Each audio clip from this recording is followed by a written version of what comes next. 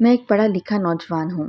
میں نے نوکری کے لیے ہر جگہ کوشش کی تھی، لیکن سفارش اور رشوت نہ ہونے کی وجہ سے مجھے کہیں بھی نوکری نہ مل سکی۔ میرا دل چاہا کہ میں ڈگریاں چلا دوں، لیکن میں ایسا نہ کر سکا۔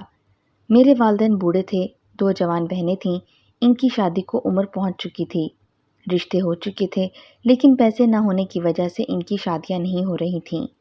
اسی لیے میں نے تنگ آ کر چاچا کریم کی زمین پر چائے کا ایک ڈھابہ کھول لیا تھا۔ شروع میں تو بہت کم لوگ آتے تھے، لیکن جب میرے ڈھابے کی چائے کی شہرت دور دور تک پھیل گئی تو پھر لوگوں نے آنا شروع کر دیا۔ یوں میرے ڈھابے پر ہر وقت چائے پینے والے لوگوں کا رش لگا رہتا، اور اللہ کے فضل و کرم سے میری اچھی خاصی آمدنی شروع ہو چکی تھی، جس سے میں نے بہنوں کے لیے جہیز بنانا شروع کر دیا تھا۔ میرے گھر والے بھی بہت خوش تھے کہ ہماری غربت کے دن ختم ہو گئے اور ہم خوشحالی کی زندگی گزار رہے تھے۔ میں نے ڈھابے پر کام کے لیے ایک لڑکا بھی رکھ لیا تھا۔ وہ اتوار کا دن تھا جب ایک بوڑھا فقیر چائے پینے آیا۔ اس کے پاس نسوار کی ایک ڈبیا بھی تھی۔ اس نے کہا کہ بیٹا، اللہ کے نام پر ایک کپ چائے تو پلا دو۔ میں نے کہا کہ بابا بیٹھو، میں تمہیں چائے پلاتا ہوں۔ میں نے چائے بنا کر دی اور وہ پینے لگا۔ جب اس نے چائے پی لی تو وہ میرے کاؤنٹر پر نسوار کی ڈبیا رکھ کر چلا گیا۔ میں نے نسوار کی ڈبیا اٹھائی اور بوڑھے فقیر کو آواز دی تو وہ واپس پلٹ آیا۔ میں نے کہا کہ بابا، تم اپنی نسوار کی ڈبیا چھوڑ کر جا رہے ہو۔ بیٹا، یہ ڈبیا تم اپنے پاس رکھ لو، میں تمہیں ایسی بہت ساری ڈبیا دوں گا، جب وقت آئے گا تو ساری ڈبیا لے لی جائیں گی۔ اتنا کہنے کے بعد وہ بوڑھا فقیر چلا گیا اور میں حیران رہ گیا۔ میں نے ڈبیا کو الٹ پلٹ کر دیکھا، یہاں تک کہ میں نے اسے کھولا تو اس میں نسوار موجود تھی۔ میں نے منہ بناتے ہوئے ڈبیا دراز میں رکھ دی اور اپنے کام میں مصروف ہو گیا۔ اسی طرح دن گزرتے رہے اور اگلے اتوار وہی بوڑھا فقیر پھر چائے پینے آ گیا۔ میں نے اسے چائے پلائی اور جب وہ جانے لگا تو میں نے دراز سے نسوار کی ڈبیا نکال کر اسے دیتے ہوئے کہا کہ بابا، تم نے پچھلے اتوار یہ ڈبیا نہیں لی تھی، لیکن اب اپنی ڈبیا لے جاؤ۔ بوڑھا فقیر کہنے لگا کہ بیٹا، میں نے کہا تھا نا کہ اسے تم اپنے پاس رکھو، اور یہ لو، اسے بھی اپنے پاس رکھ لو۔ یہ کہتے ہوئے اس نے اپنی جیب سے ایک اور ڈبیا نکال کر کاؤنٹر پر رکھ دی اور مزید کہا کہ میری بات غور سے سنو، جب بہت ساری ڈبیاں جمع ہو جائیں گی تو ایک بڑی سی گاڑی آئے گی اور ساری ڈبیاں لے جائے گی۔ اس میں تمہیں بھی بہت فائدہ ہوگا۔ یہ جو تم نے ڈھابہ کھول لیا ہے بہت بڑے ہوٹل میں بدل جائے گا۔ بابا، تم کیا کہہ رہے ہو؟ میری کچھ سمجھ میں نہیں آ رہا۔ بوڑھا فقیر مسکرایا اور کہا کہ بہت جلد سمجھ آ جائے گا، جب تمہارے پاس ڈھیر سارے نوٹ آئیں گے۔ اتنا کہہ کر وہ چلا گیا اور میں حیرت سے اسے دیکھتا رہا۔ عجیب قسم کا فقیر ہے، پتہ نہیں کیا بہکی بہکی باتیں کر رہا تھا، میں نے سوچا، اور نسوار کی ڈبیا دراز میں رکھ لی۔ اب میرے پاس 2 ڈبیاں پڑی تھیں۔ اگلے دن میرے سر میں ہلکا ہلکا درد تھا۔ اس روز میرا من ڈھابے پر جانے کا نہیں تھا، لیکن جانا ضروری تھا کیونکہ میرے بغیر ڈھابہ نہیں چل سکتا تھا۔ میں نے نہانے کے بعد ناشتہ کیا اور سر درد کی گولی کھا کر ڈھابے پر پہنچ گیا۔ لڑکا بھی پہنچ گیا تھا، اس نے صفائی شروع کر دی۔ جب لوگ آنا شروع ہو گئے تو میں اپنے کام میں مصروف ہو گیا۔ کچھ ہی دیر گزری تھی کہ ایک سوٹڈ بوٹڈ آدمی چائے پینے کی غرض سے آیا۔ میں نے اسے پہلی مرتبہ دیکھا تھا۔ وہ چائے پی رہا تھا، اسی دوران چند پولیس والے بھی ڈھابے پر آ گئے۔ میں نے محسوس کیا کہ جیسے ہی پولیس والے آئے تھے تو وہ آدمی چائے کے پیسے ادا کرنے کے بعد فوراً ہی وہاں سے چلا گیا تھا۔ ایک پولیس افسر میرے پاس آیا اور حیرت بھرے لہجے میں کہا، ارے محسن، یہ تم ہو؟ میں نے غور سے پولیس کو دیکھا تو میں بھی حیران رہ گیا، کیونکہ وہ میرا کلاس فیلو اور گہرا دوست مجاہد تھا۔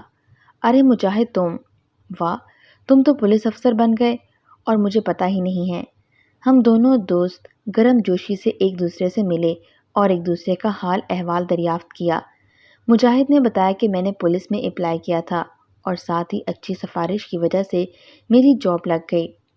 پھر ٹریننگ کے سلسلے میں 2 سال میں دوسرے شہر میں رہا۔ کچھ عرصہ پہلے ہی میری پوسٹنگ بہاولپور میں ہوئی ہے۔ تم نے کوئی جاب کیوں نہیں کی؟ یہ ڈھابہ کیوں کھول لیا؟ میں نے اسے بتایا کہ میں نے بہت کمپنیوں میں اپلائی کیا تھا، لیکن سفارش اور رشوت کے لیے پیسے نہ ہونے کی وجہ سے جاب نہ ملی۔ مجاہد نے کہا کہ جب پولیس میں نوکریاں آئیں گی تو میں تمہیں نوکری دلوا دوں گا۔ ہم دونوں کافی دیر تک باتیں کرتے رہے، پھر وہ دوبارہ آنے کا کہہ کر چلا گیا۔ اگلے روز ایک نوجوان آدمی میرے ڈھابے پر چائے پینے آیا۔ وہ دن کی 11 بجے آیا تھا اور شام تک ڈھابے پر بیٹھا رہا۔ مجھے بڑی حیرت ہوئی۔ میں نے اسے پوچھا تو اس نے کہا کہ میں ایک غریب آدمی ہوں اور مجھے کام کی ضرورت ہے، کیا تم مجھے اپنے ڈھابے پر ملازم رکھ سکتے ہو؟ مجھے اس پر ترس آیا، ویسے بھی مجھے ایک اور ملازم کی ضرورت تھی، چنانچہ میں نے اسے اپنے ہاں رکھ لیا۔ اس نے کہا کہ میرے پاس رہنے کو کوئی ٹھکانہ نہیں ہے، اگر تم مجھے یہاں ڈھابے میں رہنے کی اجازت دے دو تو میں تمہارا بہت مشکور رہوں گا، میں سارے کام کروں گا۔ چنانچہ میں نے اسے ڈھابے میں رہنے کی اجازت دے دی اور وہ خوش ہو گیا۔ واقعی وہ ایمانداری سے کام کر رہا تھا۔ اگلے روز میں ڈھابے پر آیا تو وہ نہ صرف صفائی کر چکا تھا بلکہ بینچ بھی ترتیب سے رکھ چکا تھا، جبکہ دوسرا لڑکا اس کی مدد کر رہا تھا۔ اس کا نام سلیم تھا۔ اب میرے پاس 2 لڑکے ہو گئے تھے اور دونوں ہی محنتی تھے۔ شام کو میں دراز میں کچھ تلاش کر رہا تھا کہ مجھے نسوار کی 2 ڈبیاں پڑی دکھائی دیں۔ میں نے سوچ لیا تھا کہ اب اگر وہ بوڑھا فقیر آیا تو میں اسے یہ دونوں ڈبیاں واپس کر دوں گا۔ وہ صرف اتوار کے اتوار ہی میرے ڈھابے پر آتا تھا۔ اس اتوار کو بھی بوڑھا فقیر آیا۔ چائے پینے کے بعد جب جانے لگا تو اس نے نسوار کی ایک اور ڈبیا مجھے دے دی اور پہلی والی بات دہرائی۔ میں نے ڈبیا لینے سے انکار کرتے ہوئے کہا کہ بابا، پہلے بھی تمہاری 2 ڈبیاں میرے پاس موجود ہیں، تم وہ بھی لو۔ میں نے دراز سے ڈبیاں نکال کر اس کو دینا چاہی تو میں حیران رہ گیا کیونکہ بوڑھا فقیر وہاں سے جا چکا تھا اور نسوار کی ڈبیا کاؤنٹر پر پڑی تھی۔ مجھے بہت غصہ آیا۔ میں نے تینوں ڈبیاں اٹھائیں اور تیزی سے چلتا ڈھابے سے باہر آیا۔ ادھر ادھر نظریں دوڑائیں لیکن وہ بوڑھا فقیر جا چکا تھا۔ میں جھنجھلا کر پلٹا تو میں نے سلیم کو دیکھا جو ڈھابے سے باہر نکل کر مجھے ہی دیکھ رہا تھا۔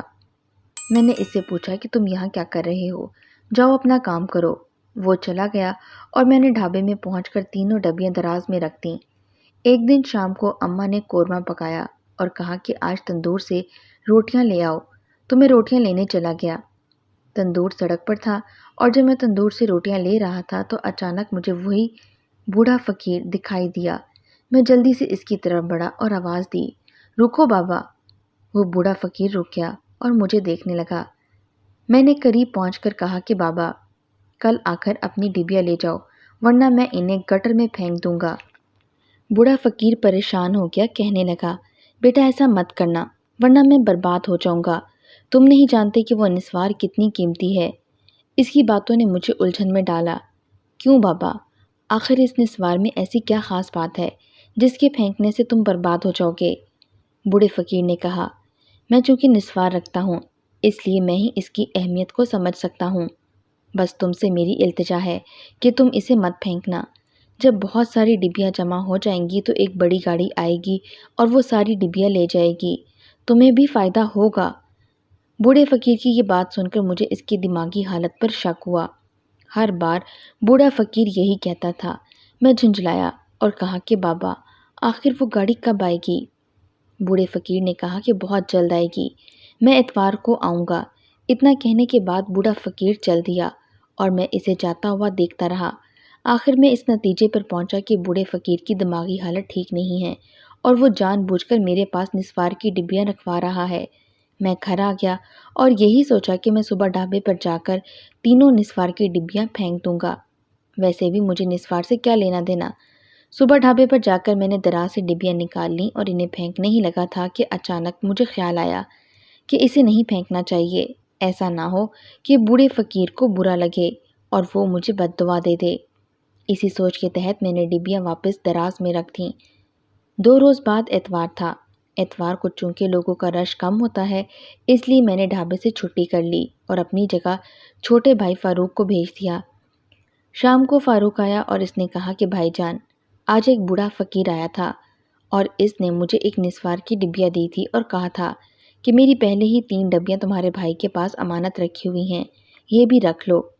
میں نے ڈبیا نہیں رکھ رہا تھا لیکن سلیم نے کہا کہ بوڑھا فقیر ٹھیک کہہ رہا ہے، دراز میں پہلے بھی 3 ڈبیاں پڑی تھیں، اس لیے میں نے اسے ڈبیا لے کر رکھ لی۔ میں نے جواباً کہا کہ ٹھیک ہے۔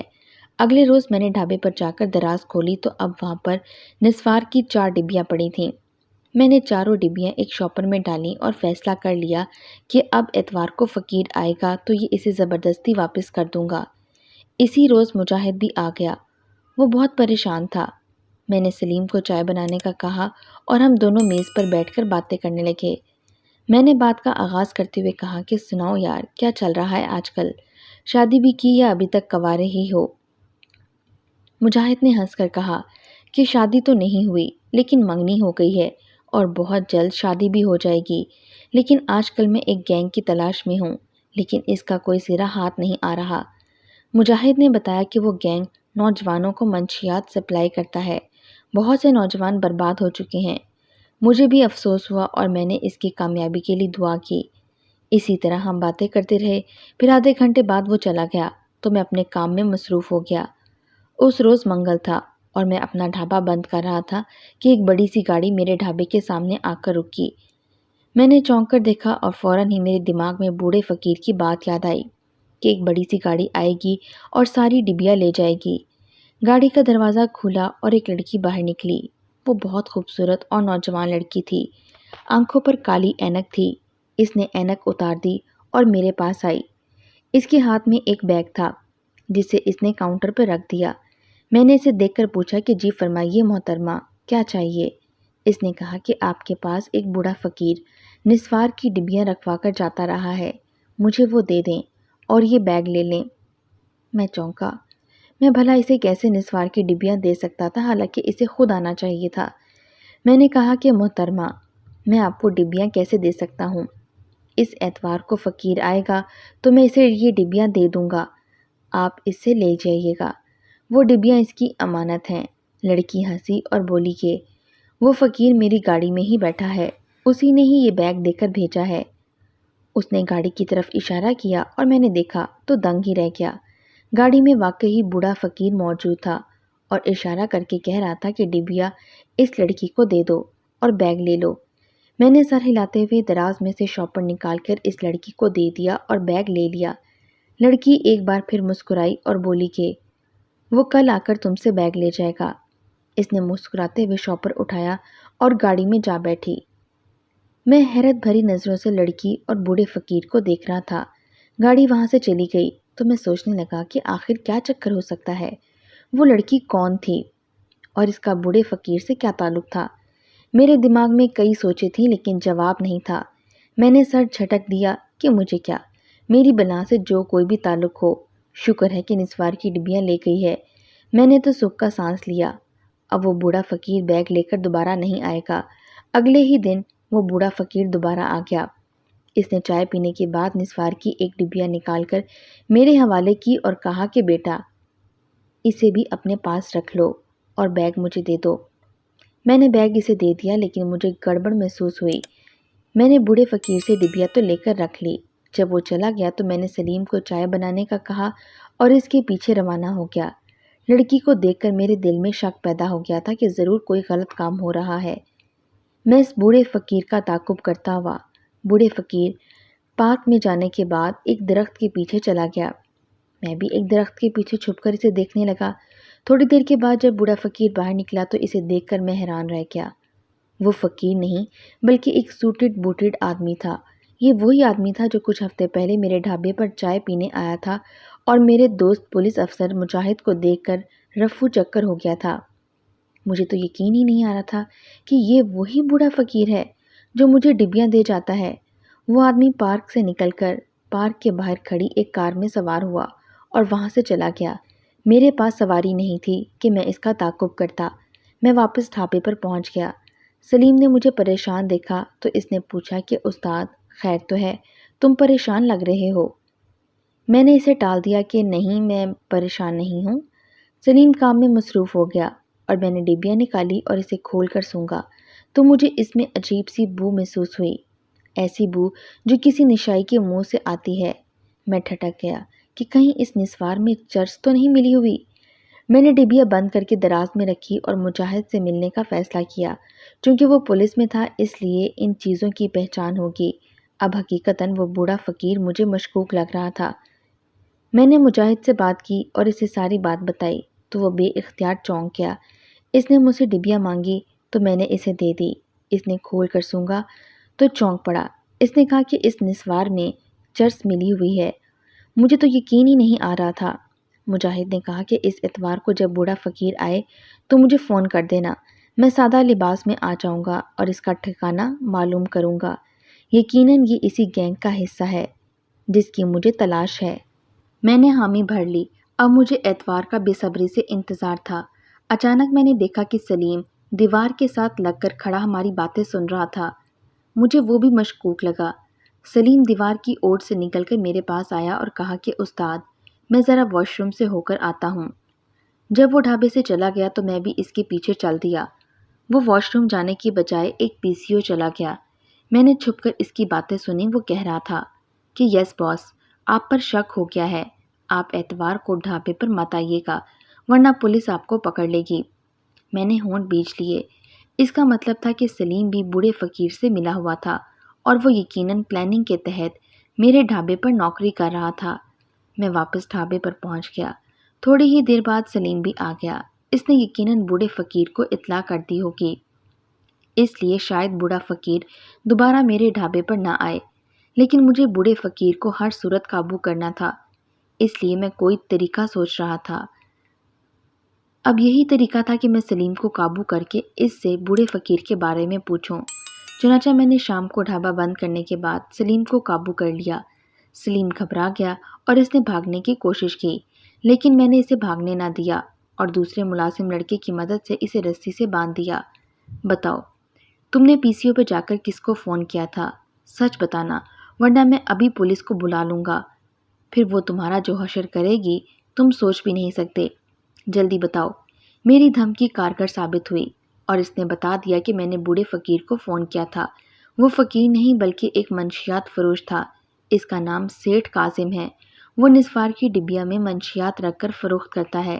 میں اس کا ساتھی ہوں اور اس کے کہنے پر ہی میں نے تمہارے پاس ملازمت اختیار کی ہے تاکہ میں تمہاری نگرانی کرتا رہوں کہ تم نسوار کی ڈبیوں کا کیا کرتے ہو۔ مجھے اس پر بہت غصہ آیا۔ دل کیا کہ مکے مار مار کر اس کا منہ توڑ دوں۔ یہ کیسے لوگ ہیں جو نوجوان نسل کی رگوں میں زہر اتار رہے ہیں؟ یہ ہمارے معاشرے کے وہ ناسور ہیں جن کی جڑیں مضبوط ہوتی جا رہی ہیں۔ میں نے سلیم سے سیٹھ کاظم کے گھر کا ایڈریس پوچھا تو اس نے بتایا میں نہیں جانتا کہ وہ کہاں رہتا ہے، البتہ وہ تاج ہوٹل میں پایا جاتا ہے۔ میری ملاقات بھی اس سے تاج ہوٹل میں ہوئی تھی۔ میں ایک غریب لڑکا ہوں۔ میں تاج ہوٹل میں نوکری کرنے گیا تھا اور میری اس بوڑھے سے ملاقات ہو گئی تھی۔ اس نے مجھے کام کی پیشکش کی اور بہت سارے پیسے دیے۔ میں لالچ میں آ گیا۔ مجھے معاف کر دو استاد، میں بے گناہ ہوں۔ میں اس کے ساتھ کام کرنے پر مجبور تھا۔ مجھے اس کی باتوں میں سچائی محسوس ہوئی۔ میں نے کہا کہ ٹھیک ہے، اگر تمہاری باتوں میں سچائی ہے تو میں تمہیں کچھ نہیں ہونے دوں گا، تم بس میرا ساتھ دینا۔ تم جانتے ہو کہ منشیات فروش ہمارے نوجوانوں کے دشمن ہیں اور انہیں برباد کر رہے ہیں۔ ان کو پکڑوانا ضروری ہے۔ سلیم نے میرا ساتھ دینے کی حامی بھر لی۔